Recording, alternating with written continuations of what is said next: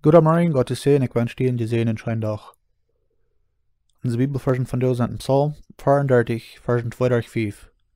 Ik wil dem Herrn immer loven. Mijn mul zal immer uit zijn om te loven.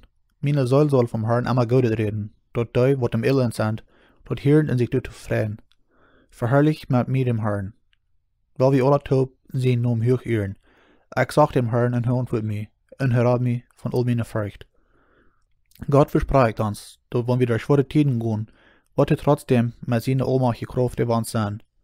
Er will uns Lehrer sein, und mit uns gehen durch die schwere Tiden. Doch muss wir bereit sein, zu sein, was Gott will haben, was wir sollen tun. Hier sind ein paar Dinge, die wir sollen tun. Ein Verlangen haben, Gott sein Weg zu folgen, und nicht bloß den Weg. Die Bibel beschreibt, das Verlangen so als ein Räden in der Wutter durst. Im Psalm 42, Vers 1. Größer soll uns Verlangen sein, wenn wir von Gott nur auntwuad lernen. En er steht immer Salz versehen, den klar zu stellen. Zweitens soll wir wählend sein, uns von Gott lernen zu lassen. Er wird uns in diese Tiden transformieren, wenn wir uns ab ihm verlassen tun. Zum Beispiel, so als Hannah sich ab Gott verlassen tut, will sie ein Kind lernen tut, in 1. Samuel 1, Vers 29, in 1. Samuel 2, Vers 9-10. Ook wil Maria en Martha erfuhren, dat ihr Bruder Lazarus sterben wird, in Johannes 11, Versen 17-27. Wir müssen wählend sein, die Dinge zu nehmen, was Gott für uns planen hat. Oftmals können es vielleicht Dinge sein, die uns recht interessieren dann.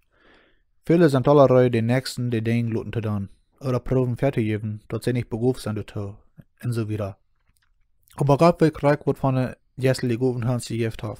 Und vierten können dort wohl tun, wann Hans transformieren wird, aber dort erst dort sehr gut wird.